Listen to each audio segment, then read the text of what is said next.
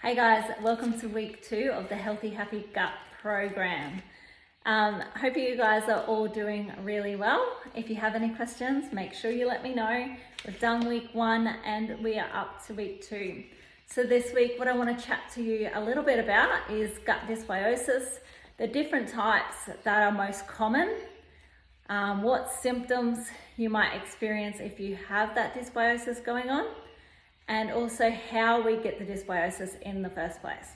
So firstly, what is dysbiosis? Well, it's the imbalance of good to bad bacteria in the gut.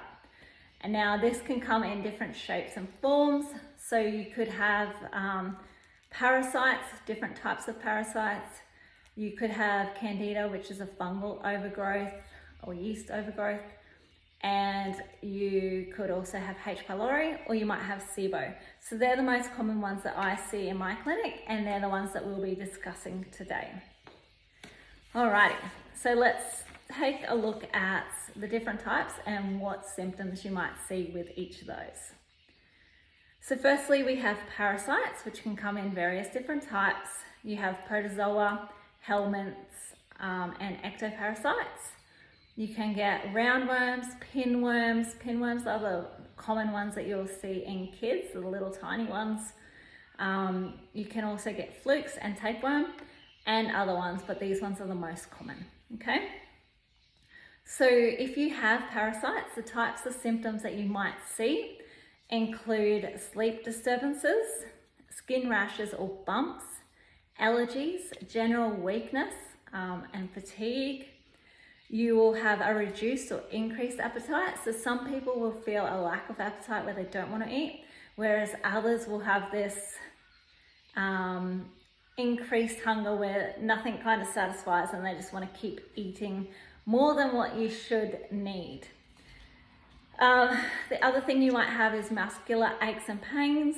You might have fevers or unexplained fevers. Sleeping issues, so you might have trouble falling asleep, you might have bad dreams that wake you up all night, you might see changes when it's full moon or worsening of symptoms when it's full moon, and you'll often wake unrefreshed as well, and you could even experience bad or reoccurring dreams with parasites. Another one there that I didn't think to write in was teeth grinding. Teeth grinding is very common with parasites as well. So that's about it for parasites. Next, we'll talk about Candida, which is the absolute most common thing that I see in my clinic. Candida is a type of fungus, so it's a yeast overgrowth and very easy to get and very difficult to get rid of. Well, not very difficult, but it does take work and time to get rid of completely. And it will keep coming back unless we change that whole gut environment and do the complete work that we need to do. So with Candida, you'll see things like tiredness. You might have a low mood or anxiety. You'll have a slowed metabolism. So you might feel like you don't eat that much, and considering what you eat, you feel like you're heavier than what you should be. Thrush will occur only if there is Candida. So you have to have Candida to have thrush. However, you do not have to have thrush to have Candida. So some people with Candida will not get any thrush. You'll probably likely experience headaches, and these can be menstrual type headaches too. So they might only come on when it's that time of the month or when it's ovulation time, because Candida does mess with our hormones as well. You'll probably have itchy ears, so it's a very common one I've found, or they'll feel a little bit congested, or you'll feel like you have to clean them often and frequently. Sinus congestion is a big one with Candida, and you'll also feel like there's phlegm in the throat, or you're like constantly clearing the throat because there's that congestion in there because of the Candida. And you'll probably also find that there is low thyroid function. So if you have thyroid issues, or they're not quite within the ideal or optimal range, it's most likely due to Candida. Okay, so next is SIBO, which is small intestinal bacterial overgrowth. So that's bacterial overgrowth in the small intestine, so in that upper region. So people with that bacterial overgrowth will often have histamine issues. So they might find they react to foods like cheese and dairy and alcohol or wine or chocolate, because those foods are high histamine, and that bad bacteria in your gut are producing excess histamine in the body. So when you're adding histamine to your overload already, you're going to have those reactions where you get headaches, fatigue, or you feel yuck in the guts and have those digestive complaints too. In SIBO, you'll most definitely get bloating and abdominal distension. You will have gas or excess gas, so whether that be through belching or flatulence, you can have either or both. That means there's that fermentation going on in the gut, which is indicative of SIBO. You'll probably experience abdominal pain or cramping, but not always.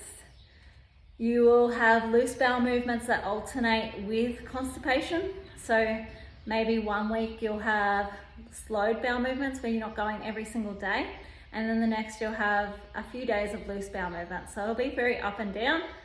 You can be more one or the other, but generally it does alternate between the two. And you'll feel full quickly or have that quite unwell feeling often. So they're your SIBO type symptoms. Occasionally, not too often, I'll see H. pylori symptoms or patients. H. pylori is a bacteria that basically grows in the digestive tract, and it attacks the stomach lining and usually causes ulcers. So with that, you'll get a dull or burning sensation in the abdominal region, especially first thing in the morning or on an empty stomach. So that's when it'll be at its worst.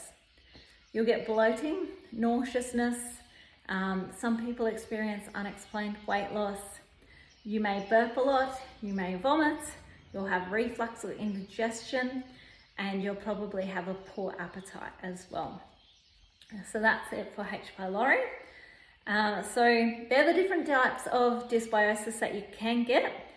However, there are different forms as well, and there's various tests that you can do. However, generally, treatment aims are very similar. Although, if you found there was something more specific that you were experiencing, obviously there are specific herbs that target different bacteria and different parasites. Okay, so it can just be that little bit more detailed if you do get some testing done. Okay, so how do we get gut dysbiosis in the first place? It can occur due to lots of antibiotic use as a child or even as an adult. It can happen through medications, can happen through stress triggering leaky gut and triggering that bad environment for bad bacteria to thrive and grow in. We can pick it up through soil. We can pick it up through toilet sharing. So it's really difficult to get rid of kids' worms for good, and you do have to do it quite frequently because they share toilets and it's not overly hygienic with kids. We can get it from wiping our kids' bottoms. We can get it through poor dietary choices. So whether that be foods high in sugars or refined carbohydrates or lots of packaged and processed foods. We can also get it through excess alcohol consumption. So we know alcohol feeds bad bacteria. Bad bacteria often produces its own alcohol anyway. So you'll probably find if you do have this dysbiosis, alcohol probably goes to your head quite quickly, or you feel worse very quickly after drinking. Food contamination is another way we can get it, through meat and fruit and vegetables. Pork is one of the biggest offenders meat-wise that often contains parasites. You may also get it through sexual transmission. So Candida, for example, can be transferred sexually between partners, and also the pH balance of our gut. So if that's out of whack, then it's going to be more likely that that bad bacteria is going to thrive in a more acidic environment, okay? So this is why we start our gut program off with a cleanse phase. So in that cleanse phase, we include things like antimicrobial, antiparasitic, antifungal herbs that help to get rid of that bad bacteria, parasites, Candida or H. pylori. We also make sure we work on improving or supporting our elimination pathways, so our liver detox and our bowel regularity.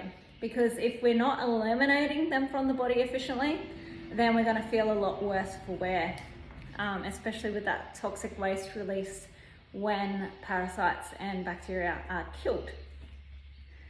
We also want to make sure we're working on the pH balance in step 1 of the program, because if we're not changing that environment in the gut and we're keeping it acidic, then we are just providing the right environment for them to keep returning, okay?